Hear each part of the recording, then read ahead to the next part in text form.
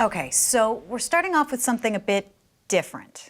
That's right. We're starting off with an apology, because it was during the filming of this episode that a cannonball accidentally went through someone's house. Yeah, I mean, we take safety very seriously on our show. And despite a whole array of safety precautions at the bomb range, we had a major mishap. A mishap where we're tremendously relieved that no one got hurt, but we're also tremendously sorry that it happened at all. And with that, let's start our show. Next up, a myth on the rocks. Okay, so our next myth is a great one that comes from the 15th century. Awesome. What's the story? Well, it's about cannons, or more specifically, about the cannonballs. So the European cannoneers of the time were reluctant to fire their cannons on the battlefield for two reasons. Well, I guess one reason would be so they couldn't retrieve the cannonballs and fire them back. So I guess the other reason could be that, cast iron was a pretty valuable commodity back then, so you could melt down the cannonballs and make your own cannons. Exactly. So the myth is that instead of firing their cast iron cannonballs, they made their own cannonballs out of stone and fired them to have equivalent damage to the cast iron, yet explode on impact so they couldn't be sent back or melted down. Interesting. That is brilliant. On the battlefields of 15th century Europe, some canny cannoneers didn't want to give the enemy any ammunition. So supposedly, they fashioned their cannon fodder out of rock. But would a stone cannonball really do as much damage as metal and explode on impact? Okay, so ultimately, we're gonna have to build a castle of some kind and compare the damage done by cast iron and stone cannonballs. Which means we're gonna have to make some stone cannonballs, but also we're gonna have to get a hold of a cannon. Well, we do know somebody who has the perfect antique cannon. We can just call up Harry Webb and see if he'll let us use old Moses. Yeah, but something tells me he's not gonna be too happy about us firing stone cannonballs through old Moses. What if we break it? Well, we could use the small cannon that I built for the ball and chain prison escape. Good idea, but we've never actually fired that at genuine battle speed, so maybe we use old Moses to get the true firing speed of a cannonball, then we calibrate your cannon to match that and go from there. Great. Yep, before anyone casts the first stone, the Mythbusters head to the bomb range. We've safely fired our cannon several times on the show. We used it for the ball and chain myth. We've actually fired cheese from it. But we've never actually had to fire anything at what you'd call battle speeds. So that's what we need to find out first. How fast does a steel cannonball travel from a real cannon? And once we know that, we can calibrate this cannon to match its speed. But before any cannon calibration, they're pulling out all the stops to create a rock-solid barricade to stop the cannonball in its tracks. That looks about perfect. Meanwhile, old Moses moseys up to the bomb range.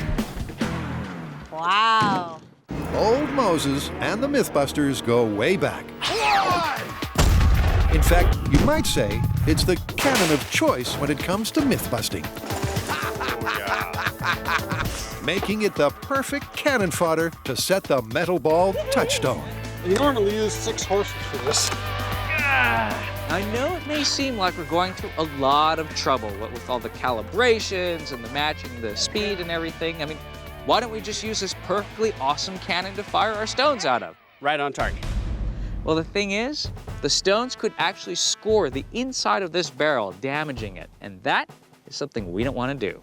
Indeed, because Civil War-era cannons aren't easily replaced. This is the setup. We're gonna fire a cannonball out of old Moses. We're gonna catch it on a high speed. We're gonna use the scale to see how fast that cannonball is going, and then we're gonna match our cannonball to that same speed. Now, since these cannonballs are so important, we have to find it. So we have a cannonball catcher. We have 3 garbage cans filled with water in front of a concrete wall covered in bed liner. That should slow the cannonball down, and we'll be able to retrieve it. Behind the wall, there's also a second line of barrels for optimum cannonball catching. And behind that, the ultimate safety stop, a dirt hillside. 1 pound of black powder. So now it's over to Kari to prep the powder. Foil container to prevent sparks. 1 powerful burrito. Vent. Vented. 1 pound of black powder is the battle standard for a cannon like old Moses. And safely behind the blast-proof shields, it's the countdown to cannonball calibration. Okay, this is old Moses in 3, 2, 1. Whoa! Wow. That was energetic. Wow! See that beautiful array of water? The red plume of water looked striking. And the ball catchers caught the cannonball. So we've got 1, 2, 3 barrels. Hey, here's the ball. Wow. All right, let's see how fast it was going. There's the shot, and there's the ball. What's the muzzle velocity? 1,200 feet per second. All right. Nice. So that's the speed to match. And it's out with old Moses and in with the Mythbusters miniature cannon.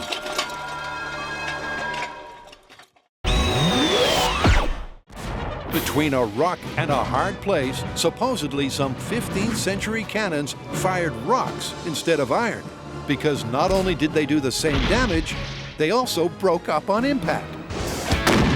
But before they get to the stone, first the Mythbusters need to calibrate the mini cannon. Time for the little guns. Just like old Moses, the miniature cannon faces off against a full barrel safety system. Gotta mix up a good batch. But that's where the similarities end. Okay, we know that old Moses' battle speed fires a cannonball traveling at 1,200 feet per second. So now that we know that, we can match our cannon to that speed. Now, old Moses used 1 pound of black powder to get the ball up to speed, but we're gonna need to increase that for our cannon. Why? Well, the barrel is shorter, which means the ball won't have as much time to accelerate. So we've got to give it a little bit more kick. To allow for that, we're going to use a bit more black powder to get us up to the 1,200 feet per second we're looking for. Right, so the cannon is aimed at the ball catchers. The steel is loaded. And the fuse is lit. Let's go. Then it's back to the bunker. All right, fuse is lit, ready for the calibration test. All right, let's see if Stubby can do it. It's gonna be soon.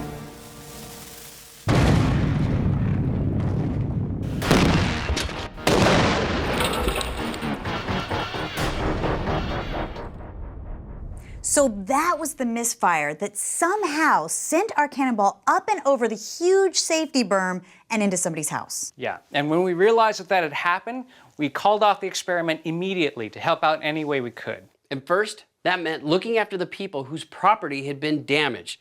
And we thought it was very important that we rebuild bridges with the local community as a whole. And at that same time, our team was conducting an investigation to figure out what went wrong to prevent it from ever happening again in the future. Believe me, it was an intense few months for everyone involved. Yeah, but once we started making progress on all of those things, the property, the community, the safety review, we wanted to move forward, and we started thinking about finishing off this myth. Yeah, and first up was to find a new, more remote location. And then Harry Webb decided that we could use old Moses to fire our stone cannonballs after all. Which meant the first thing up was to figure out what type of rock these cannonballs were even made out of. There's gotta be diamonds around here somewhere. And for that rock research, Tory visited the California Academy of Sciences to talk to mineral maestro, geologist Peter Rootnerine. All right, so Peter, we are testing the myth that cannoneers were making cannonballs out of stone for 2 reasons. One, it did the same damage as iron cannonballs, and when they hit their target, they would self-destruct, therefore the enemy could not fire them back.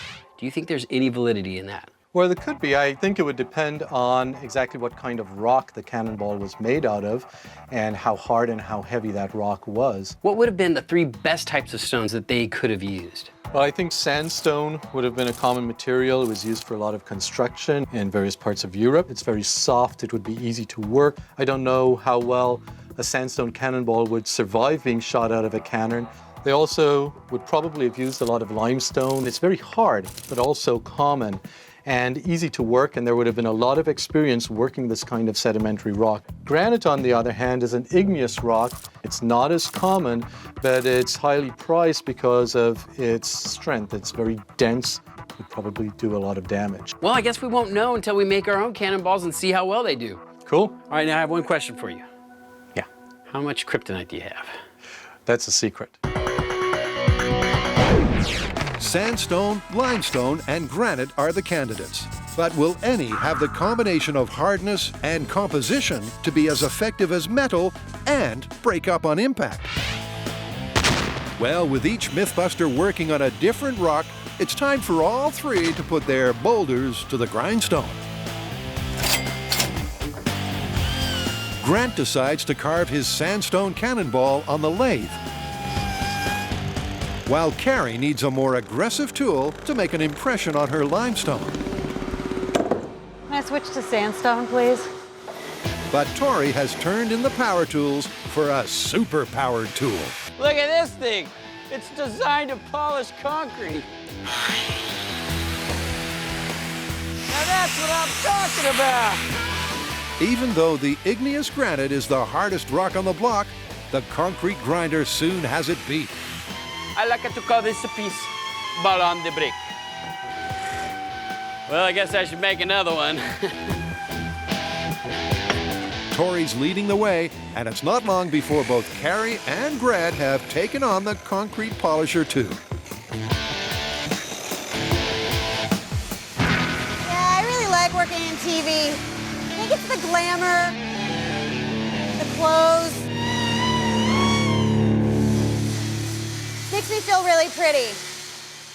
The problem is that unlike Tory's hard granite, Kari's limestone isn't uniformly hard or soft. So you go from really hard to really soft, easy to carve, hard to carve. There's holes all the way through it. There's crevices that actually just crack open, and if you drop it on the ground, entire pieces fall off to ruin your form. This is a very trial and error sort of thing I'm doing here. And although the softest rock, the sandstone, is easier to carve, it has its drawbacks too. The thing is, because it's so soft, it'll probably break on impact, but my question is it gonna survive the launch? After a lot of hard work and hours of grinding, our cannonballs are done and they look great.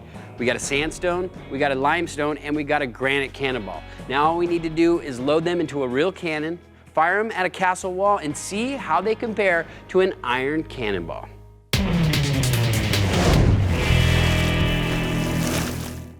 All right, so now that we've finished sculpting our cannonballs, what's next? Well, we load them in old Moses up, go to a remote quarry, and start firing at castles. Hang on, it's not gonna be quite that easy because all of our balls weigh different amounts and we need to compare the results. So we could either lock the variable of gunpowder, use the same amount of gunpowder for every ball, or we calibrate them and get them all to go at the same speed. By adjusting the amount of gunpowder we use. Exactly. Well, I say we go with the latter technique of getting all the cannonballs traveling at the same speed. Is definitely gonna give us better data. And out in the middle of nowhere, where better to put the rock cannonballs to the test than the home of stone? We've come out to a quarry in Angel's Camp so we can test the myth of the stone cannonball. It was said that these were not only as effective as iron cannonballs, but they exploded upon impact, which means they couldn't be fired back. Comes the cannon. Look at Moses, ready for action. Miffed. Now, since we've never shot one of these stone cannonballs, we're gonna fire this cannon remotely. So what I'm doing right now is I'm rolling out 500 feet of wire so that we can launch this thing from behind this pile of rocks with an electric match. And that's not the only precaution they're taking. For our stone cannonball experiment, we have water barrels that are stacked 2 high, 3 deep. Behind that, a soft sand berm. And behind that, we are way out in the middle of nowhere in a rock quarry with walls that are 300 feet tall. That's the setup. So now to calibrate their stone balls to the steel ball speed of their previous test. All right, we need to test the speed of the stone cannonballs. So what do you say we start with the sandstone? That sounds good. Now remember, we're trying to get 1,200 feet per second, just like the steel ball. You guys, let me just point out, this is probably the first time in 400 years somebody has fired a stone cannonball. This is gonna be cool. Cool and tricky, since with 3 different masses, to get all the balls traveling at the same velocity, they're going to need a formula. So we need to know how much black powder to use to get our stone cannonballs to have the same velocity as the steel balls. Now when we plug in their weights to a basic formula based on kinetic energy, this is what we get. Our 1.3 pound sandstone ball needs 0.3 pounds of black powder. Now the 1.4 pound limestone ball needs just a little bit more with 0.33 pounds of black powder. And finally, our granite ball, which is 1.7 pounds, needs 0.36 pounds of black powder, just a little bit more than that. That's the theory, but will those numbers work in practice? And will the cannonballs survive the launch? First up to find its black powder butter zone is the sandstone. Okay, 0.3 of a pound, which is 5 ounces. And to protect old Moses' barrel, the sandstone is packaged inside a cardboard canister. We are loaded. Let's see what sandstone is made of. Sandstone. What? That's what it's made of. All right, here we go. This is Sandstone Cannonball speed test. In 3, 2, 1.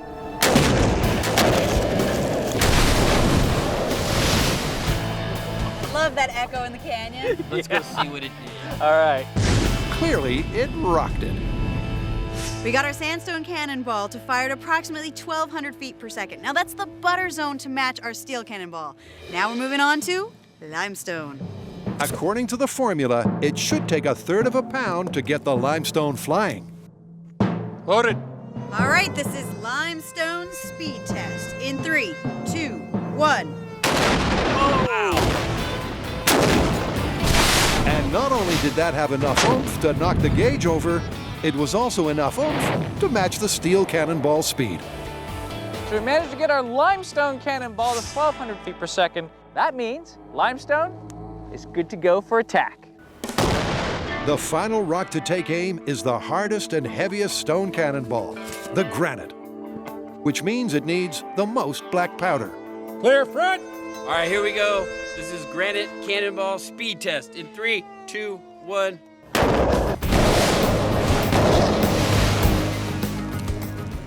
Hey, look, it's still intact. And washed. All right, let's check the high speed, see how fast it went.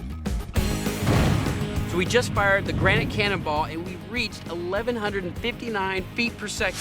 We are in the range that we're looking for. Now it's time to fire into a castle. So all 3 balls are up to speed and ready to rock, just as soon as the Mythbusters can find a castle. That is the most disturbing castle I've ever seen.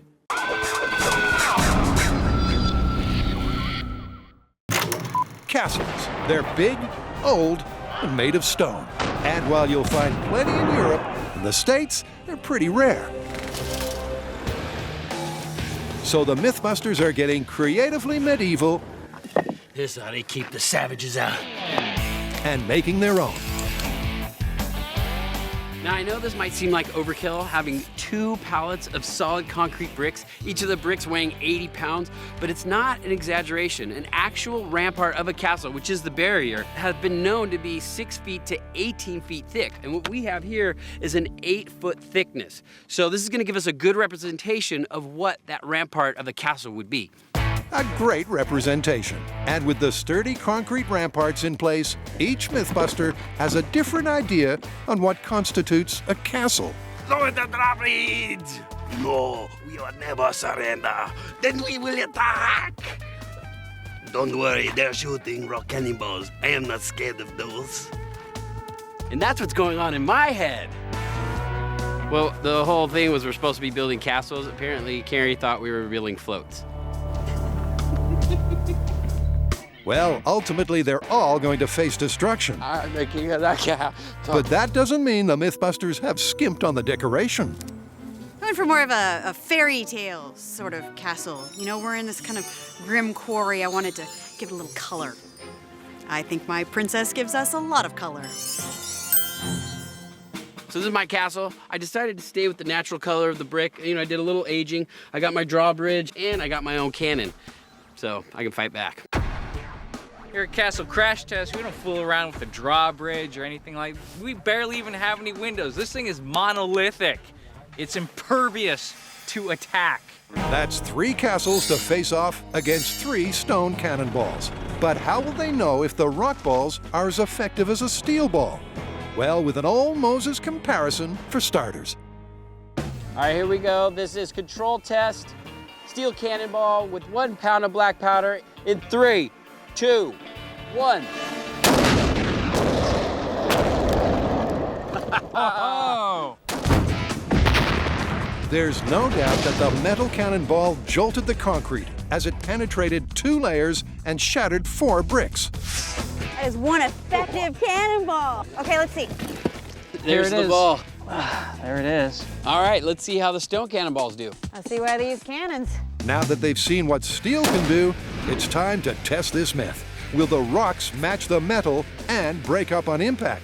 Well, first, they're starting with the sandstone. Okay, ready, Harry. Okay. So next up is the Sandstone Cannonball versus Castle Buster. I gotta tell you, my hopes aren't high. Having made this one, this sandstone is really, really soft compared to the other two stones. I think this one might just shatter on the outside and not even cause any damage on the castle. But we'll see. Grant's doubtful, but with enough black powder to fire the ball at the set speed of 1,200 feet per second, Loaded. the ball is in old Moses' court now. This is Sandstone versus the castle in 3, 2, 1. Oh, that sounded like damage to me. Come on. That was a shot. big boom. That's better than I thought. Wow. Awesome. That did some serious damage. And it shattered, meaning there's nothing to send back. Contrary to Grant's prediction, the sandstone did indeed score some damage before it shattered.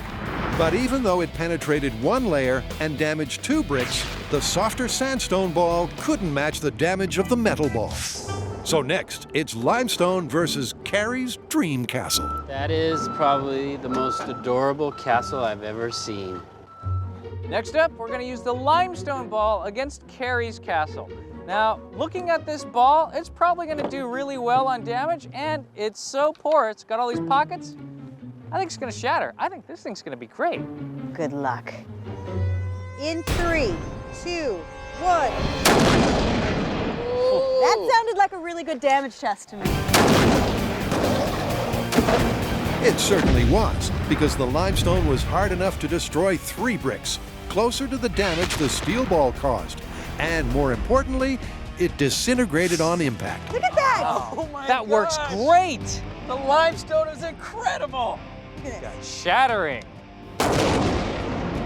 You know, I'm a little upset that Kari's cute pink castle with the giant orange princess is destroyed. But I mean, it was so worth it with these results. I mean, we destroyed a layer of brick and the ball crumbled. This is looking so good for our myth right now. Looking good for the myth, but the final stone cannonball is the most rock-solid of all. Time for battle. The granite is a lot harder than the previous rocks, and while it may do some damage, the question is, will it shatter as the myth suggests? Granite cannonball into the castle in 3, 2, 1. That sounded like such a smack. Sounds like success, man. All right, let's see what it did. Definitely scored in the damage category. And look what's left of the cannonball. I mean, we did some serious damage, almost as much as the steel cannonball, and it disintegrated. Now, I've spent hours sculpting this cannonball, and a lot of effort went into building this castle, but I've never been happier seeing 2 things I've built destroyed, especially with these results. I mean, the granite cannonball did the same damage as the steel cannonball. However, the steel cannonball you could have shot back. The granite cannonball destroyed. This one's plausible.